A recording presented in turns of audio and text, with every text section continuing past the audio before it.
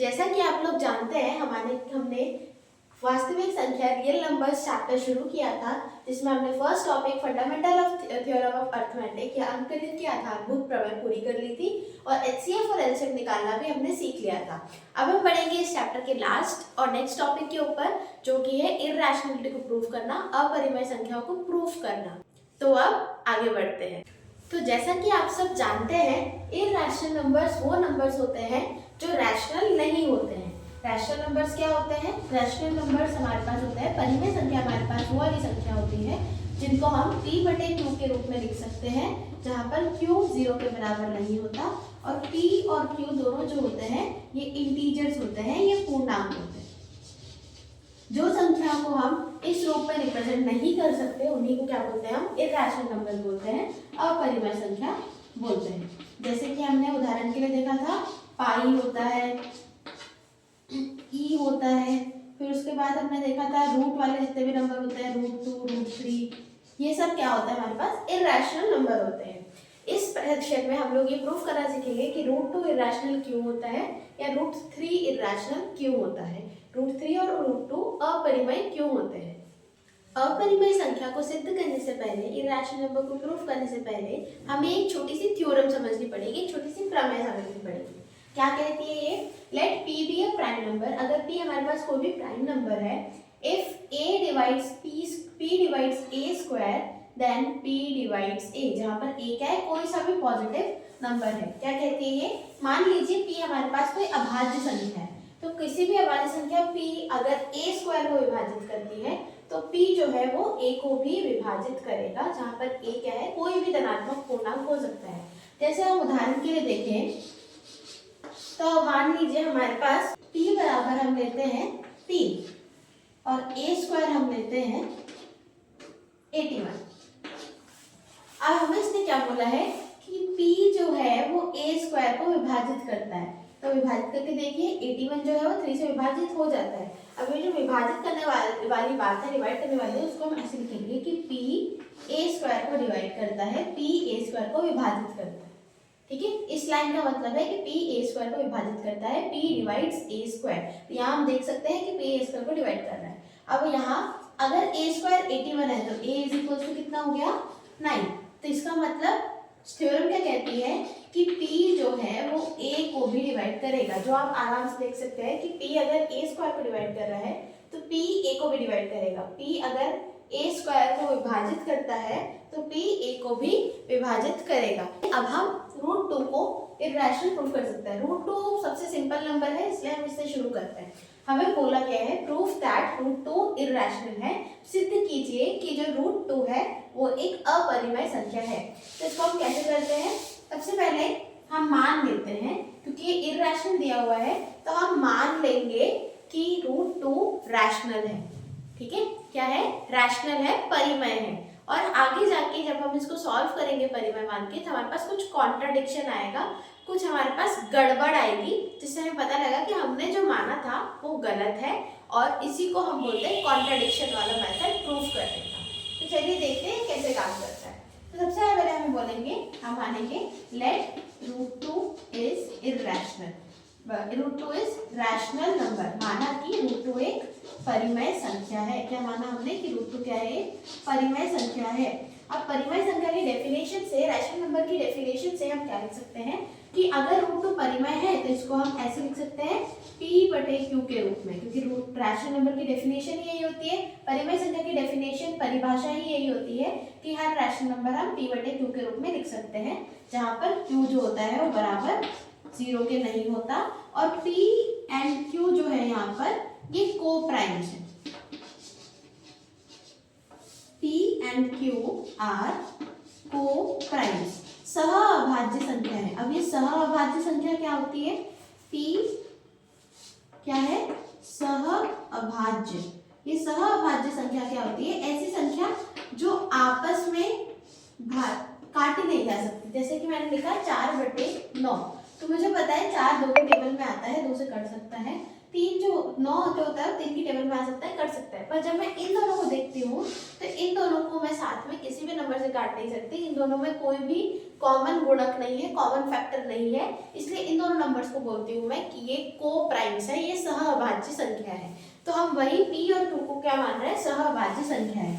इसका मतलब क्या है कि p और q के बीच में कोई भी कॉमन फैक्टर नहीं है, कोई भी फैक्टर गुणक नहीं है, कोई भी कॉमन गुणक उभयनिष्ठ गुणक नहीं है। मतलब इनका HCF जो है 1 है। अगर आप इसको समझना चाहें तो आप ऐसे समझ सकते हैं कि HCF जो है P और Q का वो क्या है, 1 है। को-प्राइम्स वो होते हैं जिनका HCF क्या होता है, 1। ठीक, तो ये आप समझने के लिए समझ सकते हैं। नाउ क्योंकि हमने इसको ऐसा मान लिया है तो हम इसको ऐसे लिख सकते हैं √2Q बराबर P। इसको यहाँ लिया है। अब रूट को हटाने के लिए हम स्क्वायर करना पड़ेगा। तो जब हम दोनों साइड को स्क्वायर करेंगे, स्क्वायरिंग बोथ साइड्स, तो हमारे पास क्या आ जाएगा, √2 का स्क्वायर 2, q का square q square is equals to p square. अब यहाँ से हमें क्या दिख रहा है कि जो p स्क्वायर है वो किस किस का मल्टीप्लिकेशन है, 2 इंटू क्यू स्क्वायर का। हमें क्या दिख रहा है कि p स्क्वायर कैसे मिल रहा है हमें, 2 इंटू क्यू स्क्वायर से। मतलब 2 जो है वो p स्क्वायर को डिवाइड करता है। इससे मतलब हमें क्या पता चल रहा है कि 2 जो है वो p स्क्वायर को क्या करता है, विभाजित करता है, डिवाइड करता है। तो हम इसको ऐसे लिखेंगे, this implies 2 divides p square, 2 p square को विभाजित करता है। ठीक है, और अभी हमने थ्योरम पढ़ी थी, अगर स्क्वायर को विभाजित करता है तो p को भी विभाजित करेगा। इसका मतलब 2 जो है वो p को भी विभाजित करेगा। ठीक है, इस PQ की जगह आप A B C D कुछ भी ले सकते हैं अपनी मर्जी से। हमने डेफिनेशन PQ में ही पढ़ी है, इसलिए मैंने PQ ही लिए है। तो यहाँ पर हमारे पास क्या आ गया, 2 जो होता है वो P को डिवाइड करता है। इसका मतलब क्या हुआ कि मैं P को क्या लिख सकती हूँ, 2 इंटू कोई भी नंबर। जैसे कि मैंने बोला कि 2 16 को डिवाइड करता है, तो इसका मतलब क्या है कि 16 को मैं लिख सकती हूँ 2 इंटू 8, है ना। तो कोई भी नंबर हमारे पास, जैसे मैंने बोला कि 3 27 को डिवाइड करता है, इसका मतलब है कि मैं 27 को 3 इंटू कोई नंबर लिख सकती हूँ। ठीक है, और वो नंबर क्या आएगा, 9 आएगा। तो इसके इसमें हमें आंसर पता है। वैसे मैं यहाँ क्या मान रही हूँ कि P किसी भी 2 के अंदर में कोई भी एक ऐसा नंबर मल्टीप्लाई करूंगी जिससे मेरे पास क्या आ जाएगा, P आ जाएगा, और उस नंबर को मैं मान रही हूँ K या C मान लेते हैं। ठीक, तो C क्या है हमारे पास, यहाँ पे कोई भी नंबर है, C is a positive number, C एक धनात्मक पूर्णांक है। फिर से अगर मैं स्क्वायरिंग करती दोनों तरफ मैं स्क्वायर कर दूं तो मेरे पास क्या आ जाएगा, P का स्क्वायर हो जाएगा P स्क्वायर, 2C का मैं स्क्वायर करूंगी तो आ जाएगा 2 का स्क्वायर 4, C का स्क्वायर C स्क्वायर। अब इसको ध्यान से देखिए, थोड़ा थोड़ा इसके जैसा दिख रहा है। यहाँ पर मैं क्या बोल सकती हूँ इसको देख के कि P स्क्वायर जो है, यहाँ पे P स्क्वायर था, वहां पे P स्क्वायर है। ठीक है, यहाँ पे देखिए मैं क्या बोल सकती हूँ, ये इसको मान लेते हैं, ये हमारी है इक्वेशन 1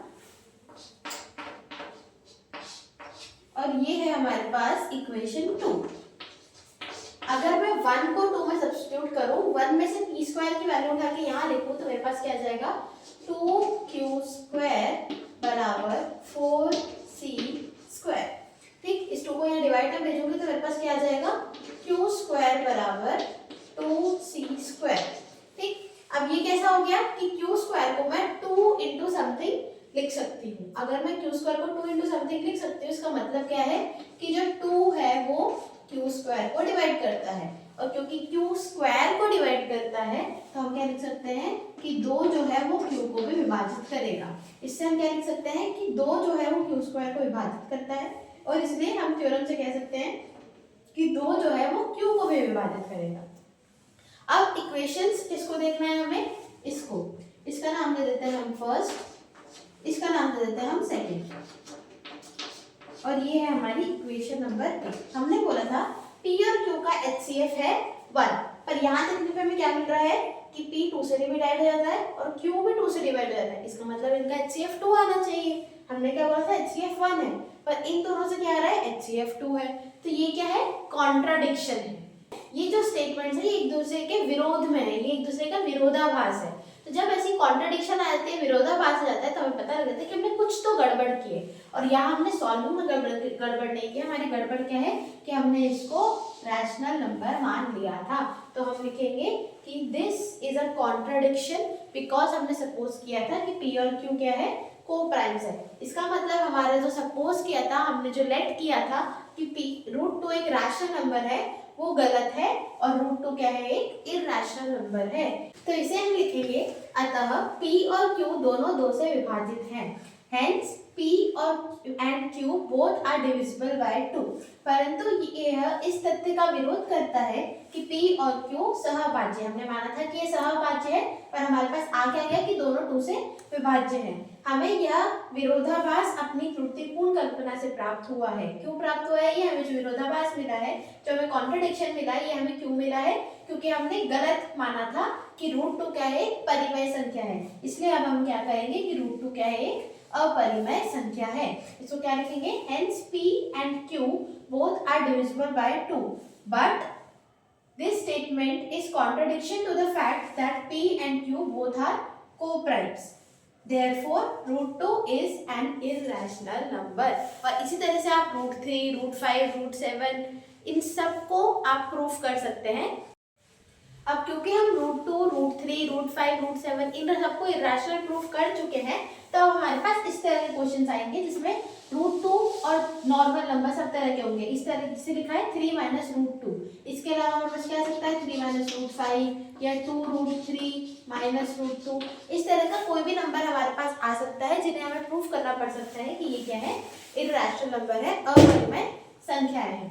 तो इनको कैसे प्रूफ करेंगे हम? शुरू हम वहीं से करेंगे कि लेट √3 - √2 इज रैशनल। ठीक है, जैसे हमने शुरू किया था कि 3 - √2 को हम मान लेंगे कि ये क्या है, परिमेय संख्या है, रैशनल नंबर है। और क्योंकि रैशनल नंबर की डेफिनेशन हमें पता है, तो हम क्या लिख सकते हैं 3 - √2 इज इक्वल टू p/q, जहां पर p और q कोप्राइम्स है और q नॉट इक्वल टू 0 है। p और q दोनों सहभाज्य संख्याएं हैं और q 0 के बराबर नहीं है। अब इसको थोड़ा सा हम इधर उधर करें तो क्या देख सकते हैं कि 3 - p/q इज इक्वल टू क्या आ गया, √2।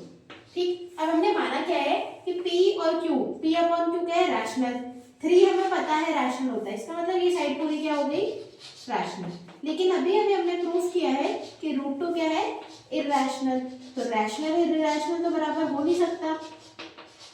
ठीक है, हमने क्या माना, p और q दोनों क्या है, परिमेय संख्या है। तो ये पूरा परिमेय, ये भी परिमेय, तो दोनों को घटाने के बाद भी हमारे पास एक परिमेय संख्या ही मिलेगी। पर अभी हमने सिद्ध किया है कि √2 जो है वो क्या है, अपरिमेय है, इरैशनल है। तो एक रैशनल संख्या और इरैशनल संख्या कभी बराबर नहीं हो सकती। इसका मतलब हमने जो माना है कि 3 - √2 क्या है, रैशनल नंबर है, ये एक गलत स्टेटमेंट है, ये एक गलत कथन है। इसका मतलब क्या है कि 3 - √2 क्या है, एक अपरिमेय संख्या है, एक इरैशनल नंबर है।